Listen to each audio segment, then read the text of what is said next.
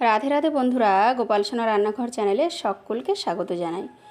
আশা করছি তোমরা সকলে খুব ভালো আছো, আর আমিও রাধারানী এবং গোপাল সোনার অপার করুণাতে খুবই ভালো আছি। তো বন্ধুরা, গোপাল সোনা রান্নাঘর চ্যানেলে সকলকে পুনরায় একবার স্বাগত জানিয়ে শুরু করছি প্রতিদিনের ন্যায় আজকে একটি দুর্দান্ত সাথে নিত্য নতুন রেসিপি। আশা করছি আজকের রেসিপিটাও তোমাদের খুবই ভালো লাগবে, তাই না স্কিপ করে সম্পূর্ণ রেসিপিটি দেখার জন্য তোমাদের কাছে অনুরোধ রইল। এবং সেই সাথে বন্ধুরা, যদি তোমরা ফেসবুক থেকে দেখে থাকো তাহলে অবশ্যই পেজটিকে ফলো করে পাশে থেকো।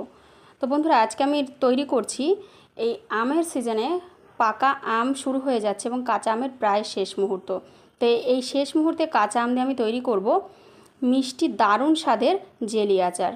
মানে এক কথায় যদি আমি বলি, মিষ্টি জেলি আচার। তো আমের তো অনেক আচারই খেয়েছে, তবে একবার এইভাবে মিষ্টি জেলি আচার তৈরি করে দেখো, বাড়ির সবাই কিন্তু খুবই প্রশংসা করবে এবং বাচ্চারা তো ভীষণ খুশি হবে এরকম আচার যদি থাকে। সেই সাথে দুপুরের পাতে যদি খাওয়ার শেষে যদি এরকম একটু মিষ্টি আচার পরিবেশন করো তবে কিন্তু দারুণ লাগবে। তো বন্ধুরা, এই আচারটা খেতে কিন্তু দুর্দান্ত হয় এবং হাতের কাছে মাত্র দুটো আম দিয়ে আমি তৈরি করে ফেলবো ঝটপট 10 মিনিটে। তো চলো কথা না বাড়িয়ে রেসিপিটি শুরু করি, আশা করছি ভীষণই ভালো লাগবে। চলো পাশে থেকো। তো বন্ধুরা, আজকের এই মিষ্টি জেলি আচার তৈরি করার জন্য আমি এখানটায় নিয়ে নিয়েছি দুটো বড় বড় সাইজের বোম্বাই আম। এখন কিন্তু হিমসাগর আম দিয়ে আচার তৈরি করা যাবে না, কারণ হিমসাগর আম সম্পূর্ণরূপে পেকে যাচ্ছে, মানে পাক চলে এসছে। এখন যদি আচার তৈরি করতে হয় তবে ন্যাংরা, হয় আম্রপুলি, পেয়ারাপুলি, নইলে বোম্বাই, এই তিনটা আমের মধ্যেই কিন্তু এখন আচার তৈরি করা যাবে। বাকি সব আমে কিন্তু পাক চলে এসছে, মানে পেকে যাচ্ছে। তো দেখো, আম দুটোকে খুব ভালোভাবে আমি ধুয়ে নিয়েছি। এইবার আম দুটোকে খুব ভালোভাবে মুছে নিতে হবে। তো বন্ধুরা দেখো, এদিকে আম দুটোকে কিন্তু খুব ভালোভাবে আমি মুছে নিয়েছি এবং একটা পাত্রে দেখো রেখে দিয়েছি। আজকে আমি যেহেতু মিষ্টি জেলি আচার তৈরি করব, সেই জন্য আমের খোসা আমি ছাড়িয়ে নেব। তবে তোমরা কিন্তু খোসা সদ্যও তৈরি করতে পারো, তবে জেলি আচার সাধারণত খোসা ছাড়িয়ে করলেই ভালো হয়। তো দেখো বন্ধুরা, এখানটা আমি খুব সুন্দরভাবে বানিয়ে নিয়েছি। আমি আমার পছন্দসই শেপে বানিয়ে নিয়েছি, একটু লম্বা লম্বা শেপ দিয়েছি এবং দেখো পিছন দিকটা একটু ডোরা কেটে দিয়েছি। এতে করে কি হবে, ভেতরে যে রসটা অ্যাবজর্ব হতে সুবিধা হবে এবং দারুণ লাগবে খেতে। তো বন্ধুরা দেখো, এবার একটুখানি আমি হলুদ গুঁড়ো দিয়ে দেবো। হলুদ গুঁড়ো দিয়ে আমটাকে খুব ভালোভাবে মাখিয়ে নেব। আর যেহেতু বন্ধুরা এখন আম পাকার সময় এসে গেছে, সেই জন্য দেখো একটু হালকা হলুদ কালারে হয়ে গেছে আমে, তবে এতে কোনো অসুবিধা নেই। তো দেখো, প্রত্যেকটা আমে কিন্তু খুব ভালোভাবে হলুদ গুঁড়ো মাখিয়ে নিতে হবে। তো বন্ধুরা দেখো, এদিকে আমগুলো কিন্তু খুব ভালোভাবে হলুদ গুঁড়ো মাখিয়ে রেডি করে নিয়েছি।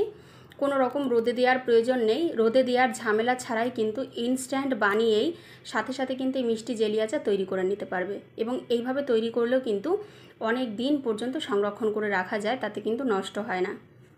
তো বন্ধুরা, এবার আমি নিয়ে নিচ্ছি মশলার উপকরণ।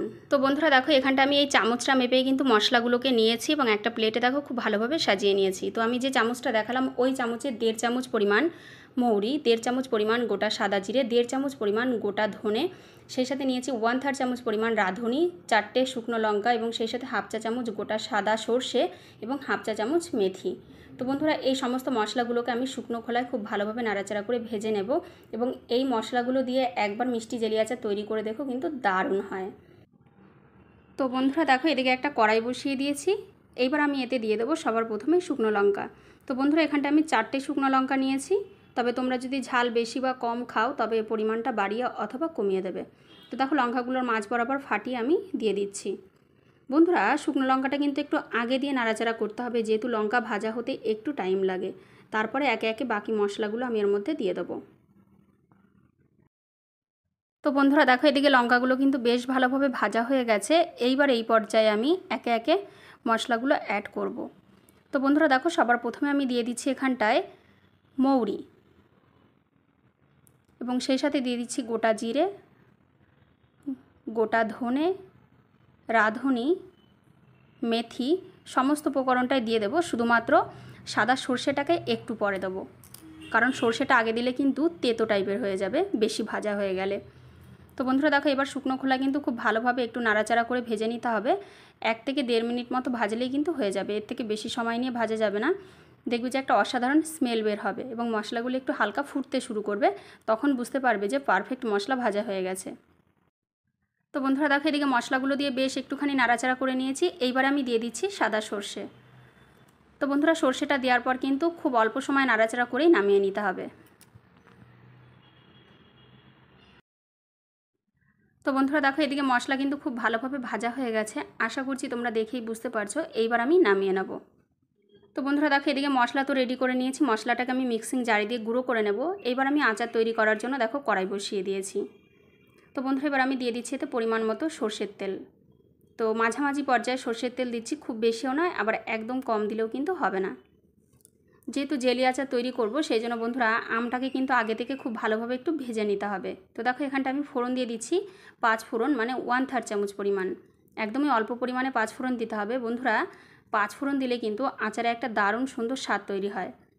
তো বন্ধুরা দেখো এদিকে ফোড়ন থেকে কিন্তু খুব সুন্দর স্মেল বের হচ্ছে। এইবার এই পর্যায়ে আমি যে আমগুলোকে হলুদ গুঁড়ো মাখিয়ে রেখেছিলাম সেই আমগুলো একে একে আমি তেলের ওপর ছেড়ে দেবো।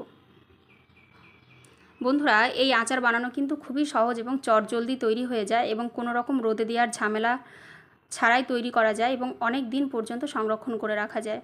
তোমরা যদি এই আচার একবার তৈরি করে খাও ভীষণই ভালো লাগবে। আশা করছি বাকি অন্যান্য সব আচার খাওয়ার স্বাদই ভুলে যাবে। তো দেখো একে একে আমি সব আমগুলো দিয়ে দিলাম। এবারে বন্ধুরা খুব ভালোভাবে একটু নাড়াচাড়া করে ভেজে নিতে হবে। তো বন্ধুরা দেখো 2 মিনিট মতো আমটাকে খুব ভালোভাবে নাড়াচাড়া করে একটু ভেজে নিয়েছি। এইবার এই পর্যায়ে আমি অ্যাড করব নুন। তো দেখো এখানটা আমি সন্দক লবণ নিয়ে নিয়েছি, হয় বিট নুন অথবা সন্দক লবণ, যে কোনো একটা যদি দাও আচারের ক্ষেত্রে তবে কিন্তু ভীষণই ভালো হয়। তো সাদা লবণে কিন্তু চেষ্টা করবেন আচার করার, তবে কিন্তু সেমন একটা স্বাদ ভালো আসে না। তো দেখো এখানটা আমি 1/2 চামচ পরিমাণ সন্দক লবণ দিয়ে দিলাম। এবার খুব ভালোভাবে নাড়াচাড়া করে মিশিয়ে নেব এবং ভেজে নেব আর একটু সময়। বন্ধুরা এই নুনটা অ্যাড করার ফলে কি হলো, আমটা খুব তাড়াতাড়ি কিন্তু নরম হয়ে যাবে এবং খুব তাড়াতাড়ি ভাজা হয়ে যাবে। তো বন্ধুরা দেখো এদিকে আমটা কিন্তু খুব ভালোভাবে ভাজা হয়ে গেছে, দেখো কতটা সুন্দরভাবে নরম হয়ে এসছে। এবার এই পর্যায়ে আমি অ্যাড করব চিনি। তো যেহেতু আজকে মিষ্টি জেলি আচার তৈরি করছি সেই জন্য চিনির পরিমাণটা কিন্তু একটু বেশি দিতে হবে। এখানটায় 150 গ্রামের একটু হালকা বেশি পরিমাণ চিনি আছে, পুরোপুরি 200 গ্রাম নেই, তবে 150 গ্রামের একটু বেশি আছে। তো বন্ধুরা দেখো সম্পূর্ণ চিনিটাই কিন্তু আমি অ্যাড করে দিলাম। যেহেতু মিষ্টি জেলি আচার তৈরি করছি সেই জন্য চিনির পরিমাণটা কিন্তু একটু বেশি দিতে হবে। আর এই পর্যায়ে কিন্তু গ্যাসের ফ্লেম লো টু মিডিয়ামে রাখবে, হাই ফ্লেমে রেখে কিন্তু একদমই জাল দেবে না, তবে কিন্তু চিনিটা খুব তাড়াতাড়ি ক্যারামেলাইজড হয়ে যাওয়ার সম্ভাবনা থাকবে এবং আচারের প্রপার স্বাদটা কিন্তু আসবে না। তো দেখো খুব ভালোভাবে নাড়াচাড়া করে আমি একদম মিশিয়ে নিচ্ছি। তো বন্ধুরা দেখো চিনিটা কিন্তু খুব ভালোভাবে গলে গেছে এবং দেখো আমগুলো কিন্তু বেশ ভালোভাবে নরম হয়ে এসছে। এইবার এই পর্যায়ে আমি যে মশলাটা রেডি করেছিলাম সেই মশলাটার মধ্যে অ্যাড করব।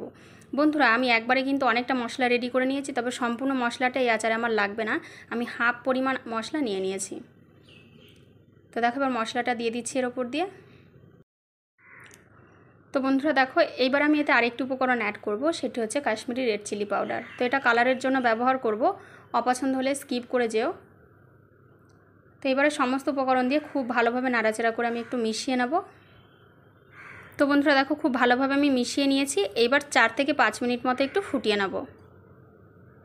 তো বন্ধুরা ফিরে এলাম 5 মিনিট পর, দেখো কতটা সুন্দরভাবে গাঢ় জেলি টেক্সচারে চলে এসছে। আশা করছি তোমরা দেখেই বুঝতে পারছো। তবে সম্পূর্ণ পর্যায়ে কিন্তু বন্ধুরা গ্যাসের ফ্লেম লো টু মিডিয়ামে রেখেই আচারটা রেডি করতে হবে, হাই ফ্লেমে কিন্তু একদম রাখা যাবে না। তো আশা করছি দেখো কতটা সুন্দর জেলি টেক্সচারে চলে এসছে। এইবার এই পর্যায়ে নামিয়ে নিতে হবে এবং এই রকম অবস্থায় নামাতে হবে, কারণ একটু ঠান্ডা হলে কিন্তু সম্পূর্ণ জেলি হয়ে যাবে, সেই জন্য পুরোপুরি শুকনো করা যাবে না, তবে কিন্তু জেলি আচারের যে টেক্সচার সেটা নষ্ট হয়ে যাবে। তো বন্ধুরা ফাইনালি আজকের এই দুর্দান্ত স্বাদের মিষ্টি জেলি আচারের রেসিপিটা একদম রেডি হয়ে গেছে। দেখো একটা সার্ভিং বলে সার্ভ করে দিয়েছি। আশা করছি তোমরা দেখেই বুঝতে পারছো যে কতটা সুন্দর হয়েছে। বন্ধুরা দেখতে যতটা না বেশি সুন্দর লাগছে, খেতে কিন্তু তার থেকে অনেক বেশি সুন্দর হয়েছে। এবং বাড়িতে একবার হলে মিষ্টি জেলি আচার তৈরি করো, কোনো রকম রোদে দেওয়ার ঝামেলা নেই। এইভাবে তৈরি করে কিন্তু তোমরা দীর্ঘ 6 মাস থেকে 1 বছর পর্যন্ত সংরক্ষণ করে রাখতে পারবে। তবে সেক্ষেত্রে মাঝে মধ্যে একটু রোদে দিয়ে রাখবে, তবে আরও বেশি ভালো থাকবে। এবং রোদে না দিলেও কিন্তু এইভাবে 4 থেকে 5 মাস খুব ভালোই থাকে, তাতে কোনো রকম সমস্যা হয় না। তো বন্ধুরা আমাদের বাড়িতে কিন্তু এই মিষ্টি জেলি আচার তৈরি করার পর সবাই খুবই প্রশংসা করেছে এবং বলেছে পুনরায় আরও একবার যেন তৈরি করে খাওয়াই। তো অবশ্যই বাড়িতে একবার হলে এরকম মিষ্টি জেলি আচার তৈরি করো। এবং আজকে আমি যে সিক্রেট মশলার উপকরণগুলো দিয়ে আচারটা তৈরি করেছি, অবশ্যই মশলাগুলো দিতে হবে, তবে কিন্তু পারফেক্ট স্বাদ আসবে। তো ফাইনালি আশা করছি আজকের এই মিষ্টি জেলি আচারের রেসিপিটা তোমাদের খুবই ভালো লেগেছে। যদি ভালো লেগে থাকে তাহলে অবশ্যই ভিডিওটিকে লাইক কমেন্ট শেয়ার করো এবং চ্যানেলটিকে সাবস্ক্রাইব করে পাশে থেকো।